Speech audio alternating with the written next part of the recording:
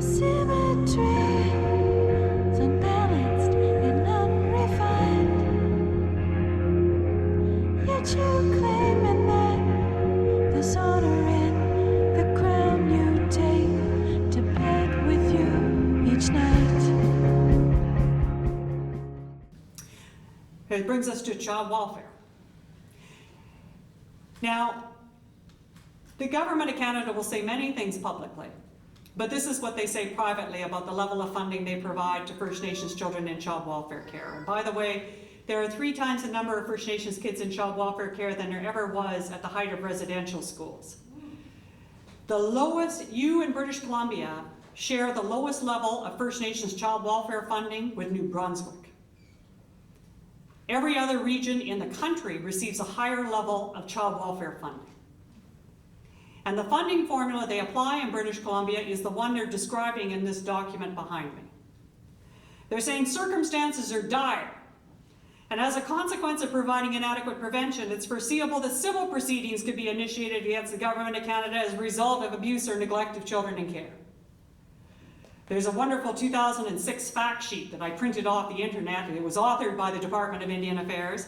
And it says that they acknowledge that their funding formula is outdated and it results in growing numbers of children going into child welfare care. And it also says in there that it is so bad that the agencies, First Nations agencies, can't meet their legal mandate. That's their own fact sheet. There has been 2 solutions developed with the government to address it, and of course we all know Sheila Fraser took a good look at this in 2008 and found it to be inequitable. So what does Canada do? Well, Canada rolls out a new approach, not the approach it developed with First Nations, a new approach they called enhanced funding. Now, back in 2005, our recent study, we recommended $109 million per annum excluding Ontario and the territories. What the Government of Canada will routinely do is they'll say, we're providing X hundred millions of dollars to First Nations or to Métis or Inuit. What they don't do is tell you what they would do if we were non-Aboriginal people. And they also don't call any attention to whether that meets the benchmark of what their own government reports say are required. And you can see under this enhanced funding model, the Government of Canada has only provided up until today really 44%, roughly about 40% of what it said it was needed back in 2005. What it said was needed in 2005. So what do? We're a small nonprofit organization. We have 4 staff. At the time we had this rundown office overlooking Scotty's Bong Shop and around the corner from High Times. We also, my personal office overlooked an exotic lingerie shop that is wonderful Christmas and Halloween display. There comes a time in the life of all people, I mean, an elder gave us a very important thing when we created the Caring Society. He said, never fall in love with the Caring Society. And never fall in love with being a social worker or anything else. Fall in love with the children. Because you have to be prepared to sacrifice the organization and your profession for them. And that moment came for us when, after spending a decade at the table with Canada, it was clear to us that they were going to keep us there for another decade. But the ones that would be harmed would not be those of us sitting around that table having coffee. It'd be the children and young people back in their communities who are being wrongfully removed. And I personally would rather die on my feet than live on my knees. And so we went all in. And in February 27, 2007, we filed a human rights complaint against the Government of Canada, alleging it was racially discriminating against children by underfunding child welfare. It was at once the most proud and sad moment of my life. Proud that we were taking something and doing something on behalf of the children. I was devastated that it was actually necessary. I could not believe that that was something that we had to do. And I remember very well that day, I was inside with then National Chief Phil Fontaine, and we walked out into Parliament, out into the whole yard in front of Parliament, and some of you have seen it on Canada Day and others have been there. And there was nobody there.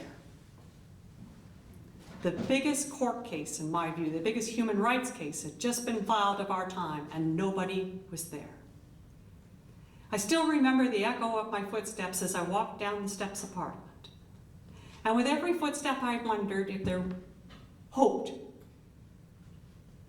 that someone would be there. Well, thankfully, that's all changed, as I'm about to describe in just a few minutes. But what about the case? Well, the Government of Canada is not arguing it on the merits, i.e. it's not arguing on the central question of whether it's discriminating. It says that the most important question is that there's two legal technicalities that we feel are more important. Number one, the federal government does not fund these services or provide the services. All we do is fund them, they say. Others deliver them. So it's you that's discriminating, not us. So don't hold us accountable. That's argument number one. It's called funding is not a service. If you don't buy that one, they have argument number two. Argument number two is that we only fund First Nations folks on reserve here, these kids. The provincial and territorial government funds people off reserve. You can't compare us to the provinces, that's not fair. Even when the same laws apply, even when we're talking about children. Now, Canada tried to advance those legal technicalities and derail a hearing on the merits on two occasions, and they were both defeated in federal court. On November 16, 2009, we were about to go to the hearing on the merits. On November 2nd, the federal government appointed a brand new tribunal chair. On November 6th, the conference call was called, and she, without application by any of the parties, she vacated all the hearing dates. And on the conference call, she asked Canada why they had brought a stay to the proceedings and brought on a motion to dismiss on the basis of comparator and service.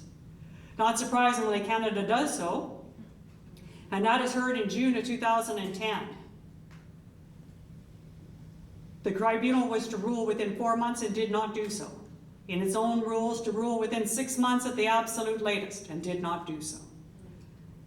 Every delay that we saw was a day in the life of a child. We felt we had to take action. So in something that I think is unprecedented in law, there's some lawyers here, they can tell me whether it's unprecedented or not. The Caring Society filed a mandamus application against the tribunal to order it to rule in federal court. The tribunal chairperson then releases the ruling, and the ruling goes in Canada's favor. She dismisses our child welfare complaint on a comparator issue. She agrees that the most important question here is whether or not you can compare two funders. And she says that can't stand. But the basic implication of her ruling is this. All services on reserve are funded by the federal government. If her ruling stood, there would be no way for First Nation citizens to address inequalities resulting from Canada's policies or funding regimes using Canadian human rights law. There'd be a virtual vacuum. And its implications would even go beyond that to non-Aboriginal Canadians. As one of our lawyers argued, and as Justice McTavish would later agree, she said, imagine if you are a landlord and a person of a specific race comes forward and wants to rent. It's the first person that you've seen wanting to rent your spot. You say, well, I'm not going to rent to you because you're of that race. And then you take the thing off the market. Under Chair Chatalia's original ruling, that would not be discrimination. Or if I had one employee in my store, and I said, you know what, I don't like your sexual preference. So you can only work in the back of the store. I don't want the public to come in contact with you. Well, there's no other employee for you to compare yourself to, so under Chair Chatalia's decision, that would not be discrimination under human rights law. We appealed that decision. And I want to put out 3 cheers to our Stikeman Elliott law firm, who has taken this case on pro bono and represented the kids with just immaculate things. So 3 cheers for Nick Mahaffey and Sarah Clark.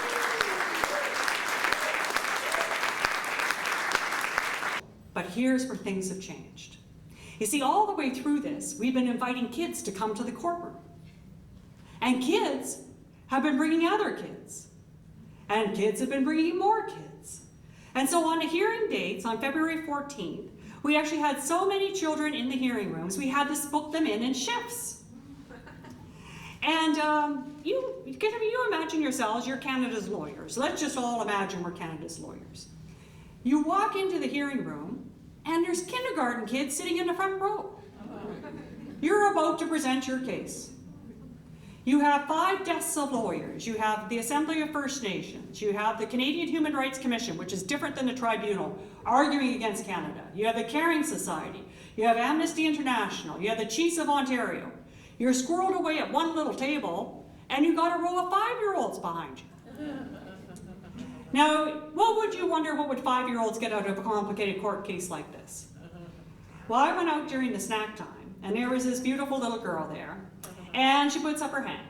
And she's just finishing off her granola bar, and she's putting up her hand. And she says, I have a question.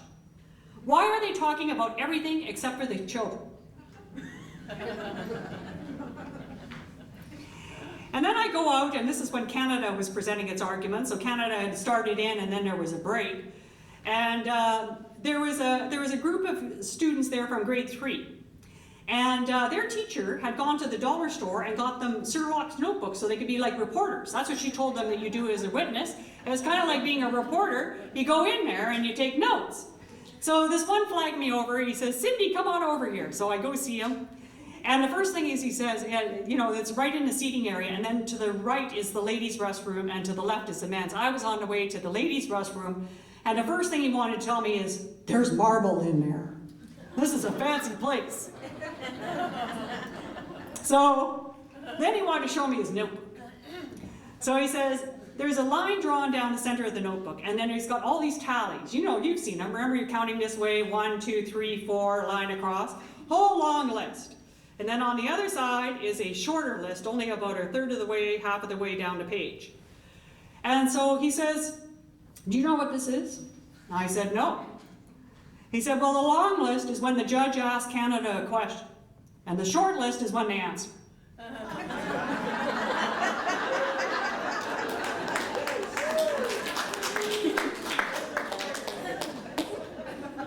So I wanted to kind of bring to you the I Am a Witness campaign, because you can go onto this website where all of Canada's court documents are loaded, and so are ours. I think that we all need to be accountable.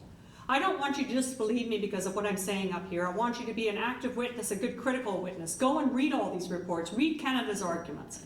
See if you agree with them. Read all of our arguments. See if you agree with us. But the most important thing is that you take the side of the children, and you take the side of the country.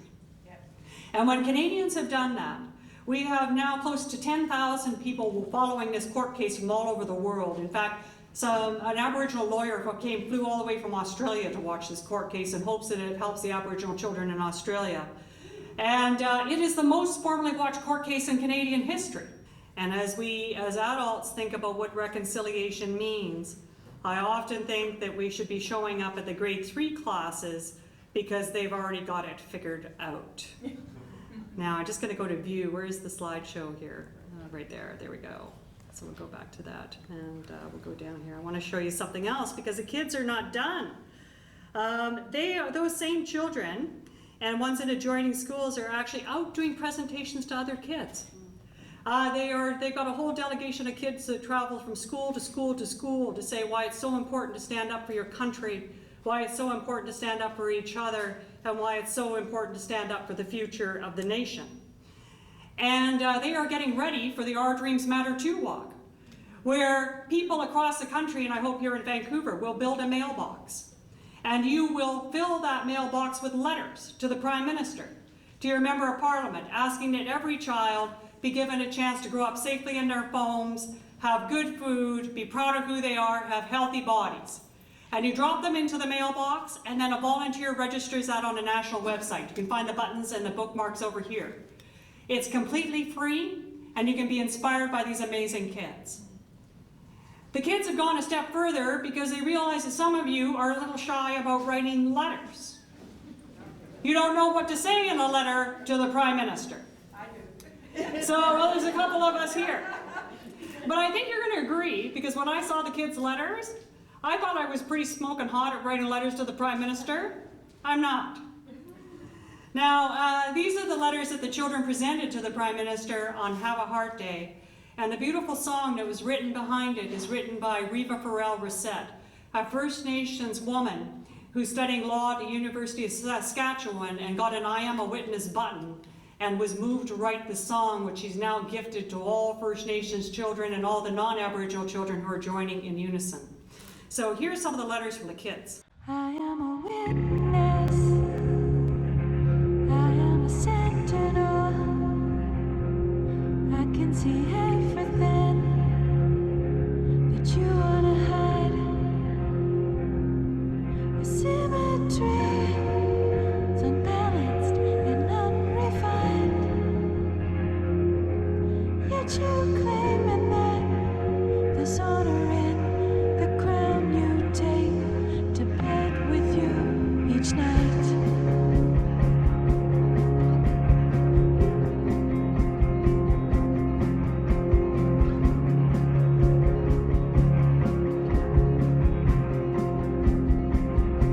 The symmetry is unbalanced and unrefined,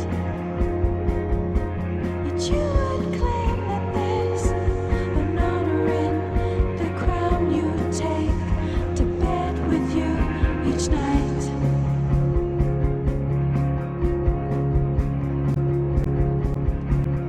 I am a witness to something so obvious. I can see everything that's yours to hide. Hold your hands up if you've ever felt left behind. Would you stand up to show up? Your hands are tied. 'Cause in our school you will find little pieces of the crown you take to bed with you each night.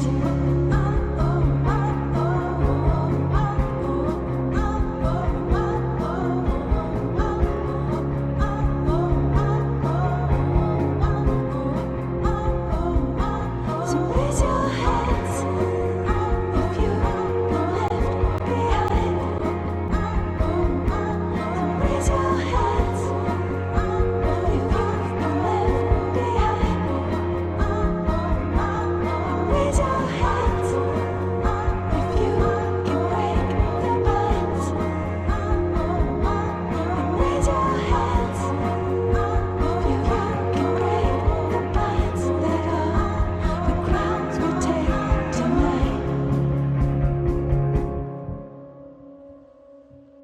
So this is what the kids of the country are telling all of you that you should be doing, and because caring is not enough.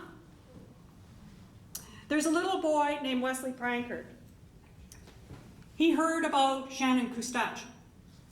He was 11 years old, and he wondered what he could do to help. But his first words out of his mouth weren't, well, maybe we need to research this some more. Maybe we could get together a committee or do a report. He said something very simple. He said, we gotta do something. So what does he do? Well, he learns that the people in Attawapiskat were sleeping in tents. So he goes and he gets his pup tent and he pitches it into Niagara Falls campground. And he brings his computer and he asks people to pledge dollars for the hours that he's in the campground. And amazingly, because he's cute and he's only 11, the radio station shows up. And he raises $6,000. Now that doesn't stop him. He goes down to the local business that produces toys, the factory in his community. He goes up to the CEO and he says, I'm raising funds for playgrounds in Northern First Nations communities. I want to build my first one in Attawapiskat. Will you match dollar for dollar what I raise? Now, no one knows the story about what was in the mind of the CEO, but I'm thinking he's thinking, oh, there's just a couple of car washes. What's the deal? Yeah, sure, we're in. And then Wesley raises $25,000 in the Pepsi Refresh Fund. So, good for corporate Canada. They pony up and they pay the chunk of change. Although next time I think there will be a coffee break when Wesley shows up asking for funds. Now, 2 years pass. It's 2000 and 2011. And there's a real problem with being a 12-year-old philanthropist, and that is that you have to go to school in September. And by this time, Wesley had raised the $90,000 needed for a playground in Attawapiskat. Because as I told you earlier, the playground was taken up by the old dilapidated portables. The kids had nowhere to play. And the school ground equipment was ready to go. So he wanted it to be delivered while it was summer holidays, so he could be up there building it with the kids. But for some reason, the barge that it was on was delayed and delayed and delayed, and I'd be getting these Facebook messages from Wesley. He's really worried that school's going to start before he can go up and help. But thankfully, Wesley's birthday, by the way, is on the latter part of August, and a miracle happened and the barge is finally ready. So he's up there on the Attawapiskat River, and who's standing next to him but Shannon's mom and dad? And he says to them, "Are you here to meet the playground?" "Oh yes, Wesley, and in fact we've had a birthday party for you. We're going to take you out, we have a big birthday party planned. But we're also here for another reason, and that is it's been a year since our daughter passed away. And in our tradition, we wanted to have an honoring ceremony for her. And they said, you know, to be really honest, we were really worried because when her headstone was ready, when the barge was supposed to leave, her headstone was not ready. But they said by some miracle, the barge kept on being delayed until the very day when her headstone was ready. So Shannon Kustachin came up on the same barge as the playground equipment. Now, Wesley calls his organization northernstarfish.org, and I hope all of you donate to it. I certainly do. And I asked him, I said, you know, being a BC girl, I know what a starfish actually looks like, and I've never seen one in Niagara Falls. Nor have I seen one in Hudson Bay. So I decided, you know, being the good social worker I am, a developmental thing, I'm going to ask the kid flat out why it's called northern starfish.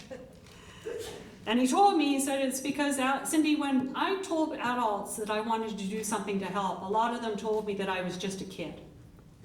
That this is a complex thing and there wasn't really much I could do. I should be just going out and play and be a regular kid. And I really started to wonder about that, if that was true. He said, and then my dad told me a story about starfish, and some of you might know it. A little boy comes up upon a beach, and there's all kinds of starfish washed up. And just naturally, children will not sit there and deliberate and develop some logic model on how to throw them in. They will get down on their knees, and they will pick them up one on one, and they will throw them into the water so that they might live. And that is what the boy was doing when a man came upon him. He looks at the starfish down the beach, and he's overwhelmed by the number, and he says to the boy, what are you doing? I'm putting them back into the water, he says, so that they can live. And the man says, why are you even bothering? There are so many.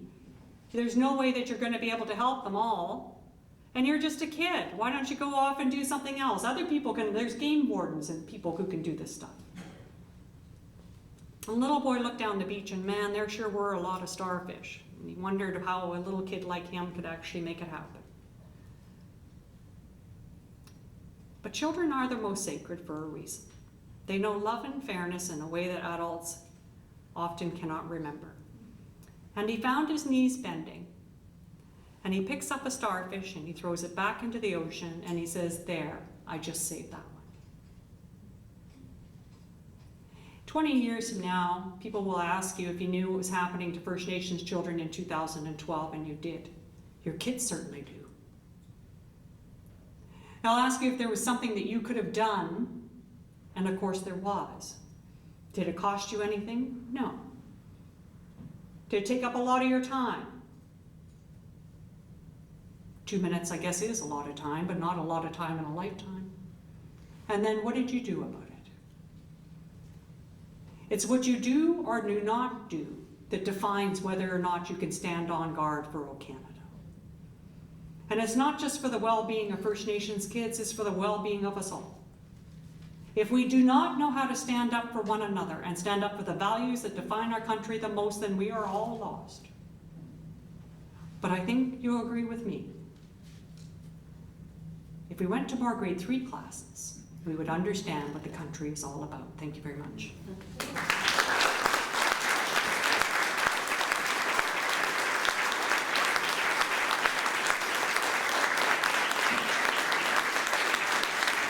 CMCI, we want to, on behalf of everyone that's here, extend a very great Haichka thank you to Cindy.